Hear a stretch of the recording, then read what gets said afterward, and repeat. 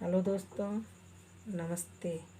आज हम स्टार्ट करते हैं एक नया चैप्टर, वाक्यांश के लिए एक शब्द, जो कि आपकी टीईटी और अन्य आप लोग जो कंपटीशन की तैयारी कर रहे हैं उसमें भी ये शब्द काम में आते हैं। तो उस आपका ज़्यादा समय ना लेते हुए हम लोग स्टार्ट करते हैं।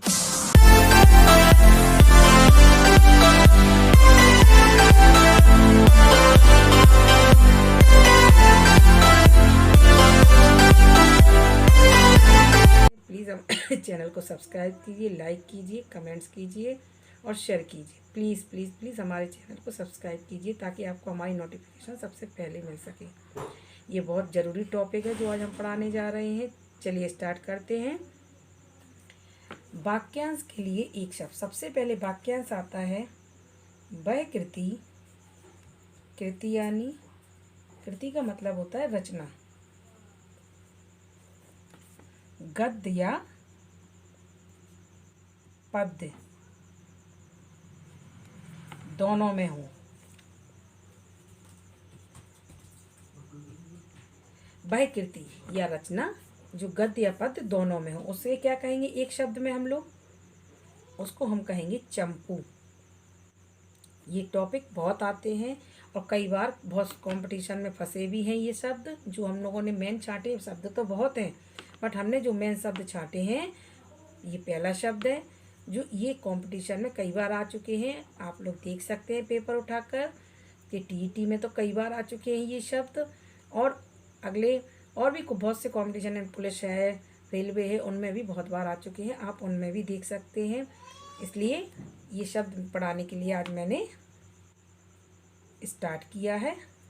सेकंड आता है उत्तराधिकार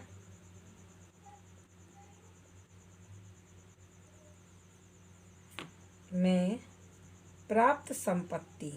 प्राप्त संपत्ति या यूँ कहिए कि जो पूर्वजों की संपत्ति है मिली हुई, उसको हम लोग क्या कहते हैं? एक शब्द में उसको कहते हैं रिक्त। रिक्त था आएगा इसमें, रिक्त। उत्तराधिकार में जो संपत्ति प्राप्त होती है उसको कहते हैं रिक्त। इसके बाद आता है हवन में जलने वाली लकड़ी। जो हवन में जलाते हैं उसको क्या कहते हैं? समीधा। फोर्थ नंबर है रात्रि का भोजन। नहीं, उसको डिनर नहीं कहेंगे, हिंदी में उसको कहेंगे रात्रि का भोजन जो है उसको कहते हैं ब्यालू। ब्यालू, ओके। इसके बाद पांचवा है कमल की डंडी। कमल का जो पेड़ होता है उसकी डंडी को क्या कहते हैं?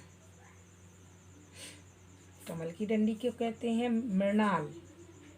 मृणाल। इसके बाद आता है कमल की डंडी को कहते हैं मृणाल, जो बीच में पौधे में लगी होती है। इसके बाद आता है कुएं के पास बना जलकुंड, जिसमें पशु पानी पीते हैं। आप लोगों ने देखा होगा कि कुएं के पास में छोटा सा जलगरा टाइप का पानी के लिए बना दिया जाता है, जलकुंड टाइप का। उसमें जो जानवर होते हैं वो पानी पीते हैं, तो उसको क्या कहते हैं? उसको बोलते हैं उबारा। उबारा, क्या बोलते हैं? उबारा। इसके 7वां नंबर है आदेश जो निश्चित अवधि तक लागू हो। आदेश जो निश्चित अवधि तक लागू, उसे कहते हैं अध्यादेश। अध्यादेश। इसके बाद आता है पर्वत के ऊपर की समतल भूमि। पर्वत के ऊपर जो भूमि रहती है, पर चढ़ के जाते हैं, जो सपाट भूमि रहती है, उसे कहते हैं अधिपत्यका। अधिपत्यका क्या कहते हैं? अधिपत्यका। पर्वत के ऊपर समतल भूमि को अधिपत्यका कहते हैं। इसके बाद आता है पर्वत के निचली समतल भूमि। पर्वत के नीचे जो समतल भूमि ने नीचे रहती है उसे कहते हैं उपपत्यका। जो ऊपर समतल भूमि रहती है पर्वत के उसे अधिपत्यका, और जो पर्वत की निचली समतल भूमि रहती है उसे कहते हैं उपपत्यका। मतलब उप यानी नीचे और अधि यानी ऊपर। इससे आपको समझ में आ जाएगा। इसके बाद आता है 10वां नंबर, हाथी का बच्चा। हाथी के बच्चे को क्या कहते हैं? हाथी का बच्चा। हाथी के बच्चे को कलब क्या कहते हैं? कलब। हाथी के बच्चे को कलब कहते हैं। इसके बाद आता है गुरु के समीप रहने वाला। गुरु के समीप रहने वाला कौन होता है? अंतेवासी। जो गुरु के समीप रहता है उसको कहते हैं अंतेवासी। इसके बाद है रंगमंच पर पर्दे के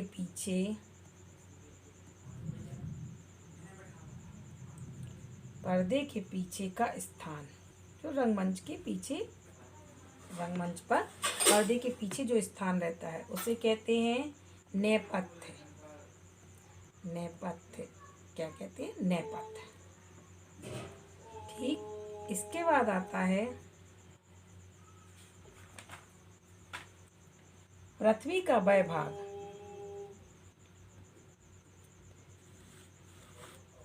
पृथ्वी का वह भाग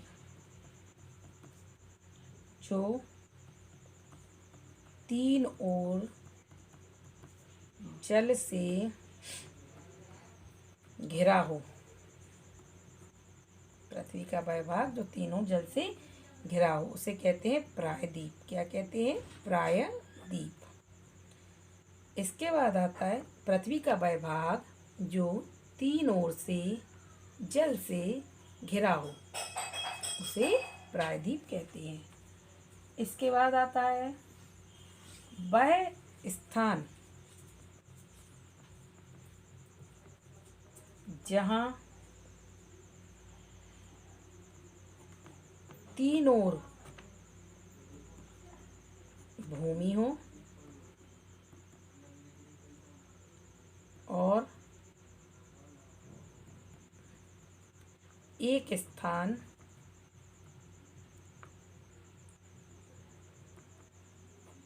पर समुद्र हो।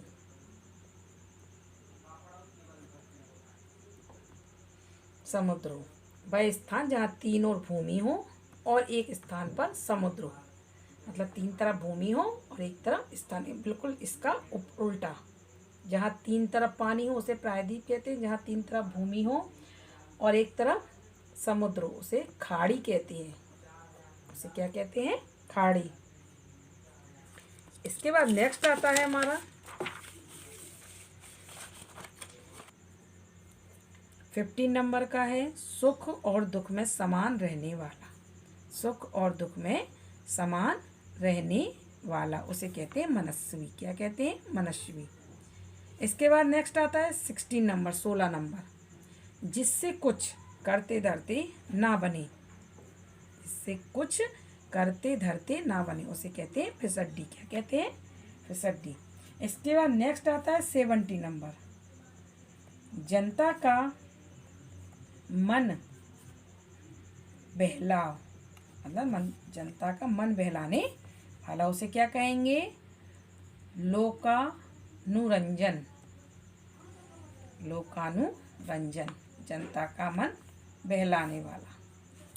इसके नेक्स्ट है 18 नंबर, 18 नंबर। चोरी के लिए मकान की दीवार में किया गया छेद। ये आपके कंपटीशन में बहुत काम में आएंगे, प्लीज़ इनको ज़रूर पढ़ें, मेरे चैनल को सब्सक्राइब जरूर करें। ठीक है। इसके बाद आता है चोरी के लिए मकान की दीवार में किया गया छेद, इसे कहते हैं सेंध। सेंध। इसके बाद आता है 19 नंबर, 19 नंबर। चतुर या गुणवती स्त्री। चतुर या गुणवती स्त्री, इसको कहेंगे सुविधा। आपको शायद किताबों में ना मिले, ये हमने बहुत मेहनत करके बहुत किताबों से इनको ढूंढा है, अलग अलग किताबें पढ़ी हैं अलग अलग राइटरों की, उनमें से हमने ये निकाले हैं। तो प्लीज़ इनको ज़रूर पढ़ें, ये आपके बहुत काम की हैं। ठीक है। चतुर या गुणवती स्त्री को कहते हैं सुविधा। इसके बाद 20 नंबर, 20 नंबर आता है। सेना का वह भाग जो सबसे आगे रहता है। सेना का वह भाग जो सबसे आगे रहता है उसे कहते हैं हरावल। क्या कहते हैं? हरावल। ठीक है। आज हम लोग इतना ही बनाते हैं, इसके आगे के आपको कल बताएंगे। अभी बहुत से हैं जो हम आपको बताना चाहते हैं और बहुत सारे हैं। ये तो वाक्यांश के लिए एक शब्द जो है ये बहुत है। आज हमने 20 बताए, 20 आपको नेक्स्ट वीडियो में बताएंगे। तो प्लीज़ हमारे चैनल को सब्सक्राइब कीजिए, लाइक कीजिए, कमेंट्स कीजिए, शेयर कीजिए। प्लीज़ प्लीज़ प्लीज़ हमारे चैनल को सब्सक्राइब कीजिए ताकि हम ये ज़्यादा से ज़्यादा लोगों की मदद कर सकें, उनकी पढ़ाई में मदद कर सकें, उनकी कंपटीशन में मदद कर सकें। तो प्लीज़ इसलिए आपको इसको शेयर करना बहुत ज़रूरी है और सब्सक्राइब करना बहुत ज़रूरी है ताकि हमारी नोटिफिकेशन आपको सबसे पहले मिल सके। और भी अच्छे अच्छे अभी टॉपिक बाकी हैं कंपटीशन के लिए जो हम आपको अगली नेक्स्ट वीडियो में बताएंगे। प्लीज़ हमारे चैनल को सब्सक्राइब ज़रूर कीजिए और लाइक कीजिए, शेयर कीजिए। Please please please. ओके, धन्यवाद।